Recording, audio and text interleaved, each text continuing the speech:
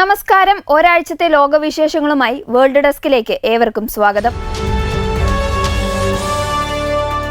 പ്രക്ഷോഭത്തിൽ പങ്കെടുത്തവർക്ക് അന്ത്യശാസനവുമായി Iran.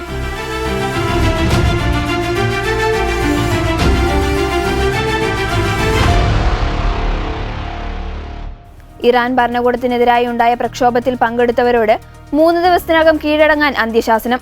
കീഴടങ്ങിയില്ലെങ്കിൽ കഠിന ശിക്ഷാ നടപടി നേരിടേണ്ടി വരുമെന്ന് ഇറാൻ പോലീസ് മേധാവി മുന്നറിയിപ്പ് നൽകി. അട്ടിമറി ശ്രമമായിട്ടാണ് പ്രക്ഷോഭത്തെ ഇറാൻ സർക്കാർ കണ്ടിരിക്കുന്നത്.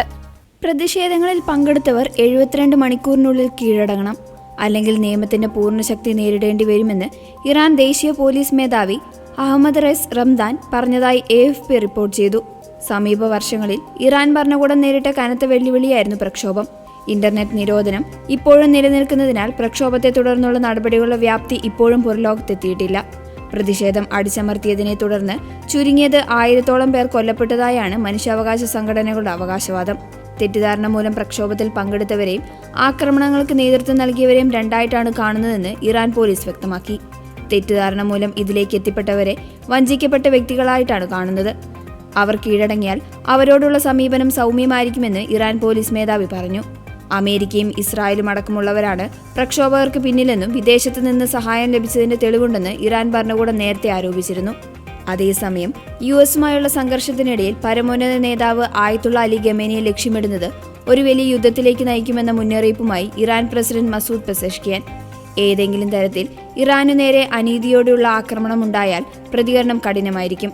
പരമോന്നത നേതാവ് ആയത്തുള്ള അലി ഖമേനിക്കെതിരായ ഏതൊരു ആക്രമണവും ഇറാനെതിരായ ഒരു വലിയ യുദ്ധത്തിന് തുല്യമായിരിക്കും, ഇറാൻ പ്രസിഡന്റ് മസൂദ് പെസഷ്കിയാൻ എക്സിലൂടെ അറിയിച്ചു. ഇറാനിലെ ജനങ്ങൾ ബുദ്ധിമുട്ടുകൾ നേരിടുന്നുണ്ടെങ്കിൽ അതിനുള്ള പ്രധാന കാരണങ്ങളിലൊന്ന് അമേരിക്കൻ സർക്കാരും സഖ്യകക്ഷികളും ദീർഘകാലമായി ഏർപ്പെടുത്തിയിരിക്കുന്ന ശത്രുതയും മനുഷ്യത്വരഹിതമായ ഉപരോധങ്ങളുമാണെന്നും അദ്ദേഹം വ്യക്തമാക്കി. കഴിഞ്ഞ ദിവസം പ്രക്ഷോഭകർക്ക് മുന്നറിയിപ്പുമായി ആയത്തുള്ള അലി ഖമേനി രംഗത്തെത്തിയിരുന്നു. രാജ്യദ്രോഹികളുടെ നട്ടലൊടിക്കുമെന്ന് ദേശീയ ടെലിവിഷനിൽ ശനിയാഴ്ച സംപ്രേഷണം ചെയ്ത പ്രസംഗത്തിൽ അദ്ദേഹം പറഞ്ഞു. പ്രക്ഷോഭത്തിൽ മരണങ്ങളുണ്ടായതിന് കാരണക്കാരൻ US പ്രസിഡന്റ് ഡൊണാൾഡ് ട്രംപ് ആണെന്നും അദ്ദേഹം ആരോപിച്ചിരുന്നു. യുദ്ധവിമാനങ്ങൾ വിന്യസിക്കാൻ US.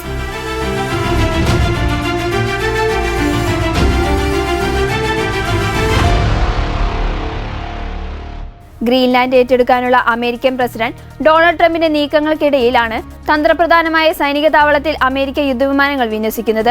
ഗ്രീൻലാൻഡിലെ പിറ്റുഫിക് സ്പേസ് ബേസിലാണ് യുദ്ധവിമാനങ്ങൾ വിന്യസിക്കാൻ ഒരുങ്ങുന്നത്. നോർത്ത് അമേരിക്കൻ എയർസ്പേസ് ഡിഫൻസ് കമാൻഡിന്റെ നിയന്ത്രണത്തിലുള്ള കേന്ദ്രമാണിത്. മേഖലയിലെ പ്രതിരോധ പ്രവർത്തനങ്ങളുടെ ഭാഗമായാണ് ഈ വിന്യാസമെന്നും ഇത് നേരത്തെ ആസൂത്രണം ചെയ്തതെന്നുമാണ് നോർവോഡ് യുദ്ധവിമാന വിന്യാസത്തെപ്പറ്റി വിശദീകരിക്കുന്നത്.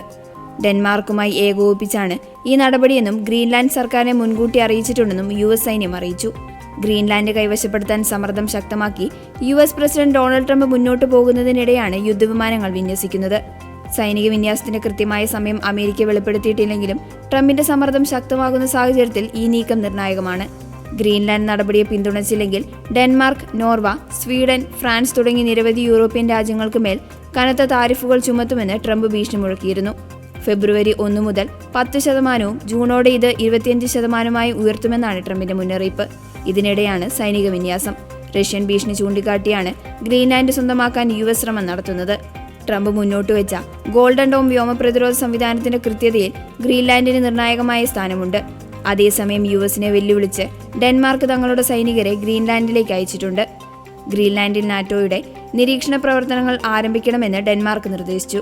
അമേരിക്ക ഗ്രീൻലാൻഡ് പിടിച്ചെടുക്കാൻ ബലം പ്രയോഗിക്കുമോ എന്നാണ് ലോകം ഉറ്റുനോക്കുന്നത്. കാബൂളിലെ ഹോട്ടലിൽ സ്ഫോടനം, 7 പേർ കൊല്ലപ്പെട്ടുവെന്ന് റിപ്പോർട്ട്.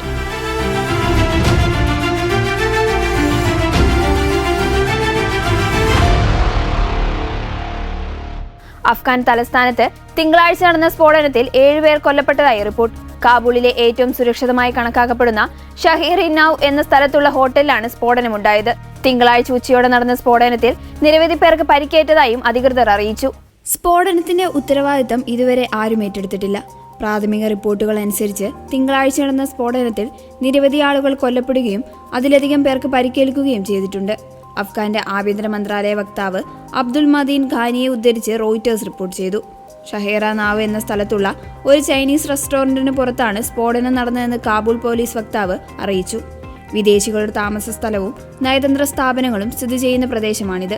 അഫ്ഗാൻ തലസ്ഥാനത്തിന്റെ ഏറ്റവും സുരക്ഷിതമായ ഭാഗങ്ങളിലൊന്നായാണ് ഈ പ്രദേശം കണക്കാക്കപ്പെടുന്നത്.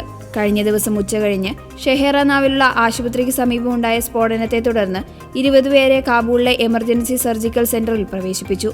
അവിടെ എത്തുമ്പോൾ തന്നെ അവരിൽ 7 പേർ മരണപ്പെട്ടിരുന്നു. ഖാലിദ് സദ്റാൻ പറഞ്ഞു. ചൈനീസ് റെസ്റ്റോറന്റിന് സമീപമുണ്ടായ സ്ഫോടനം ചൈനീസ് ഉദ്യോഗസ്ഥരുമായി യാത്ര ചെയ്തിരുന്ന വാഹനം ലക്ഷ്യമിട്ടുള്ളതായിരുന്നുവെന്നും താലിബാനിലെ എതിർവിഭാഗങ്ങളാണ് ഇതിന് പിന്നിലെന്നും അഫ്ഗാൻ ടൈംസ് റിപ്പോർട്ട് ചെയ്തു. അതേസമയം സ്ഫോടനത്തിന്റെ ഉത്തരവാദിത്തം ഇതുവരെ ഒരു സംഘടനയും ഏറ്റെടുത്തിട്ടില്ല. 2021 US പിൻവാങ്ങിയ ശേഷം യുദ്ധം തകർത്ത അഫ്ഗാന്റെ നിയന്ത്രണം താലിബാൻ ഏറ്റെടുത്തിരുന്നു. രാജ്യത്തിന്റെ സുരക്ഷ പുനഃസ്ഥാപിക്കുമെന്നായിരുന്നു അവരുടെ പ്രഖ്യാപനം. താലിബാൻ അധികാരത്തിലെത്തിയതിനു ശേഷം കാബൂളിലും അഫ്ഗാനിസ്ഥാനിലെ മറ്റു ഭാഗങ്ങളിലും സ്ഫോടനങ്ങളുടെ എണ്ണം കുറഞ്ഞിരുന്നു. എന്നിരുന്നാലും ഇസ്ലാമിക് സ്റ്റേറ്റിന്റെ അനുബന്ധ സംഘടനകൾ രാജ്യത്തുടനീളം ഒറ്റപ്പെട്ട ആക്രമണങ്ങൾ നടത്തുന്നത് ഇപ്പോഴും തുടരുന്നുണ്ട്. 2025 അഫ്ഗാനിസ്ഥാൻ 2 ചാവേർ ആക്രമണങ്ങൾക്ക് സാക്ഷിയായി. ഫെബ്രുവരിയിൽ കാബൂളിലെ നഗരവികസന ഭവന നിർമ്മാണ മന്ത്രാലയത്തിലേക്ക് പ്രവേശിക്കാൻ ഒരാക്രമണകാരി ശ്രമിച്ചപ്പോൾ ഒരാൾ കൊല്ലപ്പെടുകയും കുറഞ്ഞത് 3 പേർക്ക് പരിക്കേൽക്കുകയും ചെയ്തു. അതേ ആഴ്ച വടക്കുകിഴക്കൻ അഫ്ഗാനിലെ ഒരു ബാങ്കിന് പുറത്ത് നടന്ന ചാവേർ ആക്രമണത്തിൽ 5 പേർ കൊല്ലപ്പെട്ടു. 2021 മുതൽ മൊത്തത്തിലുള്ള അക്രമം കുറഞ്ഞെങ്കിലും ഇസ്ലാമിക് സ്റ്റേറ്റ് ഒരു സ്ഥിരമായ സുരക്ഷാ ഭീഷണിയായി തുടരുന്നു. ഈ ഗ്രൂപ്പ് മുൻപ് താലിബാൻ ഉദ്യോഗസ്ഥരെയും വിദേശ നയതന്ത്ര ഉദ്യോഗസ്ഥരെയും സാധാരണക്കാരെയും ലക്ഷ്യമിട്ട് ആക്രമണങ്ങൾ നടത്തിയിട്ടുണ്ട്.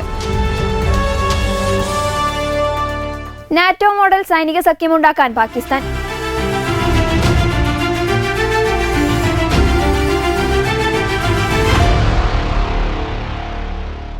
സൗദി അറേബ്യയുമായുള്ള നിലവിലുള്ള പ്രതിരോധ കരാർ വിപുലീകരിക്കുന്നതിനും മറ്റ് മുസ്ലിം ഭൂരിപക്ഷ രാജ്യങ്ങളെ ഉൾപ്പെടുത്തി വിപുലമായ സുരക്ഷാ സഖ്യം രൂപീകരിക്കുന്നതിനും നീക്കമായി പാകിസ്ഥാൻ.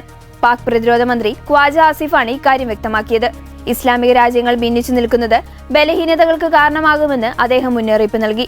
പാകിസ്ഥാനും സൗദി അറേബ്യയും തമ്മിലുള്ള നിലവിലെ പ്രതിരോധ കരാർ വിപുലീകരിച്ച് തുർക്കി ഉൾപ്പെടെയുള്ള മറ്റ് ഇസ്ലാമിക രാജ്യങ്ങളെ കൂടി ഇതിന്റെ ഭാഗമാക്കാൻ ആസിഫ് നിർദ്ദേശിച്ചു. സുരക്ഷാ സഖ്യം രൂപീകരിക്കുന്നതിൽ മുൻകൈയെടുക്കാൻ പാകിസ്ഥാൻ തയ്യാറാണെന്ന് അദ്ദേഹം അറിയിച്ചു. ആണവായുധമുള്ള ഏക മുസ്ലിം ഭൂരിപക്ഷ രാജ്യമെന്ന നിലയിലും പരിചയസമ്പന്നമായ സൈന്യമുള്ളതിനാലും ഈ സഖ്യത്തെ നയിക്കാൻ കഴിയുമെന്നാണ് പാകിസ്ഥാൻ വിശ്വസിക്കുന്നത്. ഇസ്ലാമിക രാജ്യങ്ങളുടെ കൂട്ടായ്മയായ ഓർഗനൈസേഷൻ ഓഫ് ഇസ്ലാമിക് കോർപ്പറേഷൻ പോലെയുള്ള നിലവിലുള്ള സംഘടനകൾക്ക് സൈന്യമായി നടപടിയെടുക്കാനുള്ള ശേഷി കുറവായതിനാൽ നാറ്റോ മാതൃകയിൽ സൈനിക പ്രതിരോധ ചട്ടക്കൂട് കൊണ്ടുവരിക എന്നതാണ് പാകിസ്ഥാന്റെ ലക്ഷ്യം. മേഖലയിലെ മാറിക്കൊണ്ടിരിക്കുന്ന രാഷ്ട്രീയ സാഹചര്യങ്ങളാണ് ഇത്തരമൊരു നീക്കത്തിന് പിന്നിലെ പ്രധാന കാരണം. ഗാസ യുദ്ധം, ഇസ്രായേൽ മിഡിൽ ഈസ്റ്റ് സംഘർഷങ്ങൾ, ഇസ്രായേൽ ഇറാൻ പോരാട്ടങ്ങൾ എന്നിവ കാരണം മേഖല കൂടുതൽ അസ്ഥിരമായ ഘട്ടത്തിലേക്ക് കടക്കുകയാണെന്ന് പാകിസ്ഥാൻ വിലയിരുത്തുന്നു.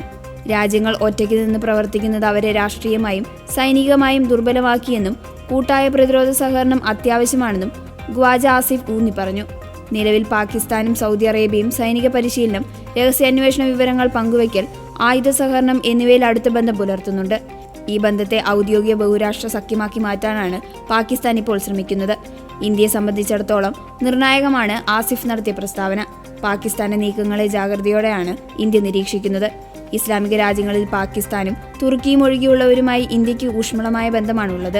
അതിർത്തിയിൽ നിരന്തരം പ്രകോപനമുണ്ടാക്കുകയും രാജ്യത്തേക്ക് ഭീകരവാദികളെ കടത്തിവിടുകയും ചെയ്യുന്ന പാകിസ്ഥാനുമായി ഏതു നിമിഷവും സംഘർഷമുണ്ടാക്കാനുള്ള സാഹചര്യമുണ്ട്. അതിനാൽ ഇന്ത്യയെ സംബന്ധിച്ചിടത്തോളം നാറ്റോ മോഡൽ സൈനിക സഖ്യം പാകിസ്ഥാന്റെ നേതൃത്വത്തിൽ ഉണ്ടാക്കുന്നത് ആശങ്കയ്ക്ക് വഴിവെക്കുന്നതാണ്. ഡൊണാൾഡ് ട്രംപിന് മറുപടിയുമായി നോർവീജിയൻ പ്രധാനമന്ത്രി.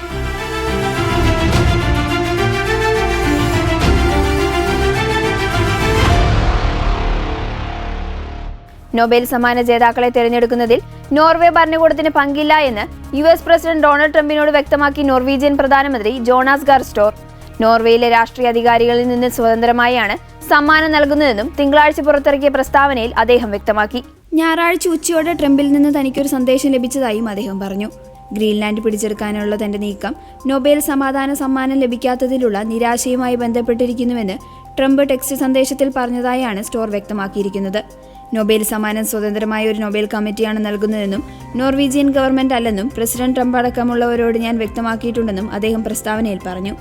നോർവ, ഫിൻലാൻഡ്, മറ്റ് യൂറോപ്യൻ രാജ്യങ്ങൾ എന്നിവയ്ക്കെതിരെ ഗ്രീൻലാൻഡ് വിഷയത്തിലെ തർക്കത്തെ തുടർന്ന് US തീരുവ വർദ്ധിപ്പിച്ചതിനെ എതിർത്ത് താനും ഫിൻലാൻഡ് പ്രസിഡന്റ് ട്രംപിനെ ബന്ധപ്പെട്ടതിനെ തൊട്ടു പിന്നാലെയാണ് ഈ സന്ദേശം ലഭിച്ചതെന്ന് നോർവീജിയൻ പ്രധാനമന്ത്രി പറഞ്ഞു.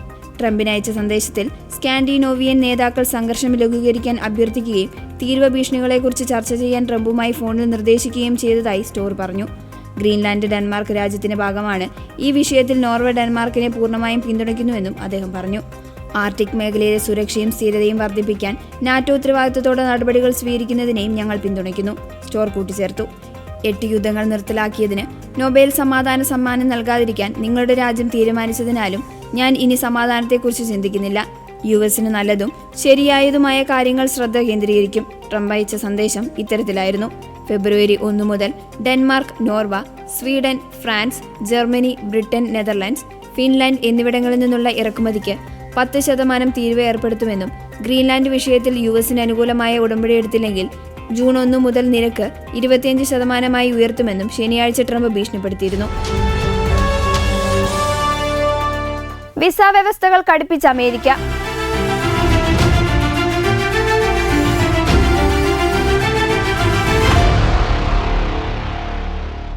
അമേരിക്ക സന്ദർശിക്കണമെങ്കിൽ ബംഗ്ലാദേശികൾക്ക് ഇനി മുതൽ $15,000 ബോണ്ട് നൽകണം. ജനുവരി 21 മുതൽ B1 B2 വിസയ്ക്ക് അപേക്ഷിക്കുന്നവർക്കാണ് പുതിയ നിബന്ധന ബാധകമാവുക. അനധികൃത കുടിയേറ്റം തടയുക എന്ന ലക്ഷ്യത്തോടെയാണ് അമേരിക്ക ഈ നിയമം കൊണ്ടുവരുന്നത്. ധാക്കയിലെ US എംബസിയാണ് ഇത് സംബന്ധിച്ച അറിയിപ്പ് നൽകിയത്. വിസ കാലാവധി കഴിഞ്ഞിട്ടും അമേരിക്കയിൽ അനധികൃതമായി തങ്ങുന്നവരുടെ എണ്ണം കൂടുതലുള്ള രാജ്യങ്ങളിലെ അപേക്ഷകരെ ലക്ഷ്യമിട്ട് വിസ ബോണ്ട് നടപ്പിലാക്കുമെന്ന് അമേരിക്ക നേരത്തെ തന്നെ അറിയിച്ചിരുന്നു. എന്നാൽ എത്ര തുക, ഏതൊക്കെ രാജ്യങ്ങൾ തുടങ്ങിയ വിശദാംശങ്ങൾ ഔദ്യോഗികമായി അമേരിക്ക വെളിപ്പെടുത്തിയിരുന്നില്ല. ഇന്നലെയാണ് ഇതുമായി ബന്ധപ്പെട്ട് വ്യക്തമായ പ്രഖ്യാപനം അമേരിക്ക നടത്തിയത്. പുതിയ നിയന്ത്രണം ആദ്യം ബാധകമാകുക ബംഗ്ലാദേശികൾക്കാണ്. ജനുവരി 21 മുതൽ ബിസിനസ് ടൂറിസ്റ്റ് ആവശ്യങ്ങൾക്കായി ബംഗ്ലാദേശികൾ നൽകുന്ന വിസ അപേക്ഷകൾക്കാണ് $15,000 ബോണ്ട് ഏർപ്പെടുത്തിയിരിക്കുന്നത്. എന്നാൽ 21 മുൻപ് കൈപ്പറ്റിയ B1 B2 വിസകൾക്ക് ബോണ്ട് ബാധകമായിരിക്കില്ല എന്നും അമേരിക്ക വ്യക്തമാക്കിയിട്ടുണ്ട്. വിസയുടെ വ്യവസ്ഥകൾ പാലിച്ച് കൃത്യസമയത്ത് രാജ്യം വിടുന്നവർക്ക് ഈ ബോണ്ട് തുക തിരികെ നൽകും. എന്നാൽ വിസ വ്യവസ്ഥകൾ ലംഘിക്കുന്നവരുടെ പണം കണ്ടുകെട്ടും. അതേസമയം വിസ അഭിമുഖത്തിന് മുൻപ് ബോണ്ട് തുക അടയ്ക്കേണ്ടതില്ലെന്നും അങ്ങനെ അടച്ചാൽ പണം റീഫണ്ട് ചെയ്യില്ല എന്നും അമേരിക്ക വ്യക്തമാക്കി. ഡൊണാൾഡ് ട്രംപ് അധികാരത്തിലെത്തിയപ്പോൾ തന്നെ അനധികൃത കുടിയേറ്റം തടയാനുള്ള നടപടികൾ സ്വീകരിക്കുമെന്ന് വ്യക്തമാക്കിയിരുന്നു.